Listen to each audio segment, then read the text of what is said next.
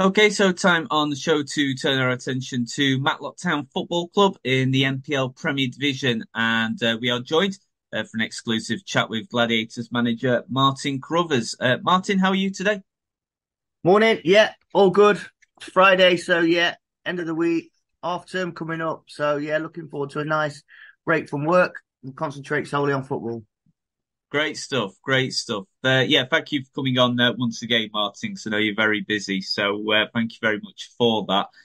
First of all, then we'll discuss what happened in Matlock's most recent game. So last weekend, unfortunately, it was a 1-0 defeat away at Lancaster City at the Giant Tax. It was a late goal as well that got the Dolly Blues the 3 points. Now that you've obviously had a few days to reflect back on that, what did you make of Matlock's performance there? Do you think on another day Matlock were worth a point, or do you think that was a fair result? What did you make of that one? If I'm honest, we totally dominated the game from start to finish. I said to the lads at half time, you're doing everything that we've asked of you. Um, JJ had a great chance one-on-one first half. 9 times out of 10 he'll normally score that. We had a decent chance second half and header that hit the bar. It was just our final ball, final pass in the final third. Like you say, if JJ scores that first half, I think we win that game 2-3-0. They never threatened us. They never had a shot on target all game until, the 91st minute. You know, uh, we can't do any more. I said to the lads, 9 times out of 10, you play like that, you'll win those games. Just got to be more clinical. Our crossing, our final ball was below par. Westy and Cornell, we know their quality is normally really good. So yeah, we just have to take it. The very least, would have been disappointed with a 0-0 if I'm honest. Mm. And then for them to nick it right at the end with a sucker punch was bitterly disappointing because they're our bogey side. Mm.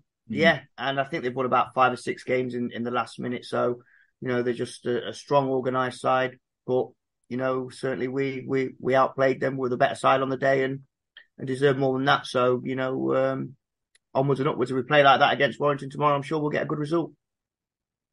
Yeah, no, obviously a lot of talk recently about the transfer window closing, but of course, for non-league, it's still very much open for transfers to take place this season. Do you still think that Matlock do need to strengthen up top? Because obviously, I know Anthony Dwyer has now left recently as well. He's gone to Walsall Wood, I think. Do you still need a bit more strength up top so that Scott Bowden's got a bit more support in that final third? Are you still looking for those other options? Yeah, we've been trying to sign 3 strikers, in the past 2 weeks. It's frustrating. It's not easy, trying to get the right deal for the club. The players want the right deal for themselves. And it's just not quite happened. We had agreed a deal last week for a striker to come in on loan, and that fell through on the Friday morning, which was bitterly Mm. disappointing. We've tried to resurrect it. It's just not happened. Been in the market for 2 other strikers as well. The talks are still ongoing, and people think it's easy to get players in at this level, but it's Mm. certainly not. Certainly not at this stage of the season.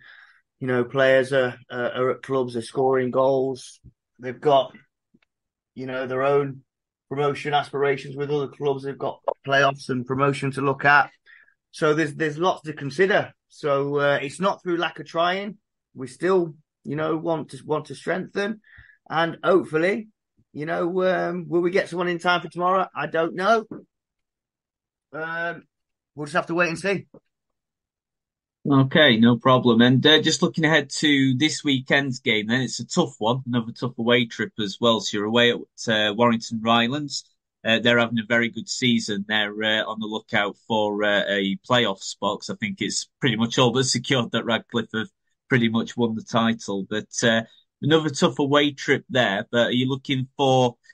I guess obviously you're still pretty happy with the performance against Lancaster, but a bit more clinical finishing in that final third. Yeah, they're a really good side. They tore us apart. At our place earlier in the season, albeit that we had some defensive mistakes. Um, We're very happy that their striker Sidibe has gone to St Johnstone. So they've lost their main striker now. They've lost their last 2 games. Bradford Park Avenue beat them last week. And they lost in I think it was the Cheshire Senior Cup to Tranmere midweek. So they've only won one in the last 7 games. So to lose the main striker, a bit like we've lost Margaret's, is probably going to, take them a while to recover from. We can go there and win. It's that simple. And I'm confident if we put in a performance like we did against Lancaster, and we're clinical and take the chances at the right time and a bit more quality with our final pass and our cross, then we can win games. Win games of football. I've got no doubt about that. And it was just really disappointing for the game to be called off against Gainsborough. Yeah. Because we felt that we could have won that. And I think it's been the story of our season where, we've got so many home games to catch up on. We've not been able to get that momentum. Where we're now going to end up with 3 away games: Lancaster away, Warrington Ryan's away, and then Buxton away in the Derbyshire Senior Cup. So it's frustrating. You need those home games, to help keep your winning mentality and your winning form and your confidence high. So, but it is what it is.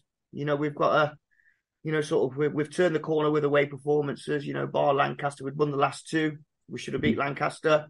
So yeah, I think we've turned the corner now in terms of mentality away from home. So I'm hopeful we can get the result we need tomorrow. It's the fact that, 'cause I know Matlock have had a lot of postponed games within the last couple of months, especially. How frustrating has that been? Because it seems like once you've got a win and you can gain some momentum, you then have a couple of games postponed. Just how frustrating has that been? It kills everything that you're trying to Mm. do. Wins, match fitness, match sharpness. It all comes in hand. And you look at the teams up there; they've probably played 29 games now. And they would have all been playing home away, and having those sequences where you can get that run of games. I'll go back to leading up to the Bamber Bridge game where we'd won 5 league games on the spin, Yeah. and then we didn't play for 3 weeks. And you go to Bamber Bridge and you lose, and if you play Bamber Bridge when you're not in a break, you probably go there and beat them. And that's how frustrating it is. There's fine lines, and you have to keep playing, you have to keep training, and you have to keep that momentum. The training doesn't replicate match game scenarios, and winning and confidence, and it's just that mentality. And to win leagues and to get promotion, you have to go on 15, 16 game unbeaten runs, and we just haven't been able to get that fluidity and momentum this season. Yeah. And just finally then, so as you mentioned just previously, so a midweek game, Derbyshire Senior Cup semi-final, and it's only against Matlock's biggest rivals, Buxton, away from home at the Tarmac Silverland. So I know we've discussed the Derbyshire Senior Cup quite a bit previously, but just the fact that it's against the club's biggest rivals as well in a cup semi-final, that's going to be a tasty affair, that one, isn't it? Yeah, very tasty. We know how much this game means to the fans and the local community. There's so much at stake for both clubs. Once you get to a semi-final, yeah, everybody has thoughts of getting to the final, certainly at Pride Park, and going on to win it. So yeah, I'm hoping they're going to play a weakened side, touch wood.